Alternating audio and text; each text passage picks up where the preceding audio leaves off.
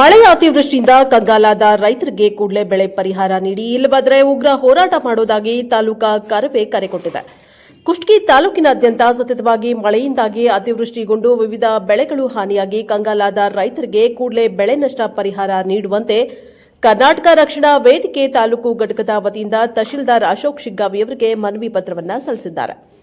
ಗೌರವ ಅಧ್ಯಕ್ಷ ಅಂದಪ್ಪ ಎಸ್ ಉಳ್ಳಾಗಡ್ಡಿ ಮನವಿ ಸಲ್ಲಿಸಿ ಮಾತನಾಡಿದ್ದಾರೆ. ಈ ವರ್ಷದ ಮುಂಗಾರು ಹಂಗಾಮಿನಲ್ಲಿ ವಾಡಿಕೆಗಿಂತ ಅತಿ ಹೆಚ್ಚು ಮಳೆಯಾಗಿರುವುದು ತಮ್ಮ ಗಮನಕ್ಕೂ ಬಂದಿದೆ. ಬಿಟ್ಟು ಬಿಡದೆ ಸುರಿಯುತ್ತಿರುವ ಮಳೆಯಿಂದಾಗಿ ತಾಲೂಕಿನಲ್ಲಿ ಬಿತ್ತನೆಯಾಗಿದ್ದ ಹೆಸರು, ಸೂರ್ಯಕಾಂತಿ, ತೊಗರಿ, ಮೆಕ್ಕೆಜೋಳ, ಅಲಸಂದಿ, ಹತ್ತಿ, ಶೇಂಗಾ, ಹುರುಳಿ, ಉಳ್ಳಾಗಡ್ಡಿ, ಮೆಣಸಿನಕಾಯಿ, ಎಳ್ಳು, ಸಜ್ಜೆ, ಹೈಬ್ರಿಡ್ ಜೋಳ ಬೆಳೆಗಳು ನಾಶವಾಗಿವೆ. ಬ್ಯಾಂಕುಗಳಲ್ಲಿ ಹಾಗೂ ಕೈಗಡದಲ್ಲಿ ಸಾಲ ಶೋಲ ಮಾಡಿ ರೈತರು ಬಿತ್ತನೆ ಮಾಡಿದ್ದಾರೆ. ಈಗ ಬೆಳೆಗಳು ನಷ್ಟವಾಗಿರುವುದರಿಂದ ರೈತರು ಆರ್ಥಿಕ ಸಂಕಷ್ಟದಲ್ಲಿದ್ದಾರೆ.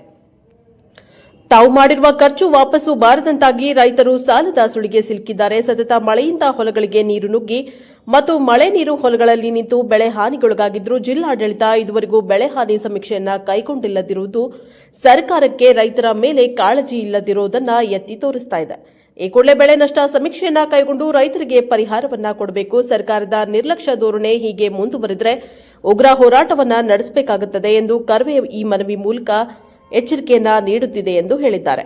ಈ ಸಂದರ್ಭದಲ್ಲಿ ಜಿಲ್ಲಾ ಸಂಚಾಲಕ ಸಂಗಮೇಶ್ ಗುರಿಕಾರ್, ತಾಲೂಕಾ ಅಧ್ಯಕ್ಷ ಪ್ರಕಾಶ್ ಎಸ್ ಮನ್ನೇರಾಳ್, ಉಪಾಧ್ಯಕ್ಷ ಚನ್ನಪ್ಪ ನಾಲ್ಗಾರ್, ಸಂಚಾಲಕ ಚಂದ್ರಶೇಖರ್ ಹಾಗಾಲ್ದಾಳ್, ಗ್ರಾಮ ಘಟಕದ ಅಧ್ಯಕ್ಷ ಪರಸಪ್ಪ ಅಳ್ಳಳ್ಳಿ ಮತ್ತು ಕರವೇ ಮುಖಂಡರಾದ ಬುಡ್ನೇಸಾಬ್ ಕಲಾದ್ಗಿ, ಬಂಡೆಪ್ಪ ಬಿಜಾಪುರ್, ಹನುಮಂತ ಮಾನುಟ್ಗಿ, ಜಾವೇದ್ ಎಂ ಕಾಟೇವಾಡಿ, ಶರಣಬಸವ ಮದಲ್ಗಟ್ಟಿ, ಯಮನೂರ್ ಸಾಬ್ ಹುಲಿಯಾಪುರ ಹಾಗೂ ಇನ್ನಿತರರು ಉಪಸ್ಥಿತರಿದ್ದರು.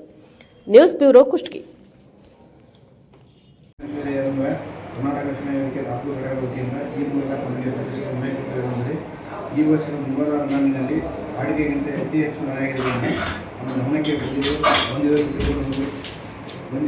ಬಿಡದೆ ಸುರಿಯುತ್ತಿರುವ ಮಳೆಯಿಂದಾಗಿ ತಾಲೂಕಿನಲ್ಲಿ ಬಿತ್ತನೆಯಾಗಿದ್ದ ಹೆಸರು, ಸೂರ್ಯಕಾಂತಿ, ತೊಗರಿ, ಮೆಕ್ಕೆಜೋಳ, ಅಲಸಂದಿ, ಹತ್ತಿ, ಶೇಂಗಾ, ಹುರುಳಿ, ಉಳ್ಳಾಗಡ್ಡಿ, ಮೆಣಸಿನಕಾಯಿ, ಎಳ್ಳು, ಸಜ್ಜಿ, ಹೈಬ್ರಿಡ್ ಜೋಳ ಬೆಳೆಗಳು ಬಹಳಷ್ಟು ನಾಶವಾಗಿವೆ. ಸಾಕಷ್ಟು ಸಾಲ ಸೋಲ ಮಾಡಿ ರೈತರು ಬಿತ್ತನೆ ಮಾಡಿದ್ದರು. ಈಗ ಬೆಳೆ ನಷ್ಟವಾಗಿರುವುದರಿಂದ ರೈತರು ಸಂಕಷ್ಟದಲ್ಲಿದ್ದಾರೆ. ತಾವು ಮಾಡಿರುವ ಖರ್ಚು ವಾಪಸ್ಸು ಬರದಂತೆ ರೈತರ ಪರಿಸ್ಥಿತಿ ಆಗಿದೆ. ಸಾಲದ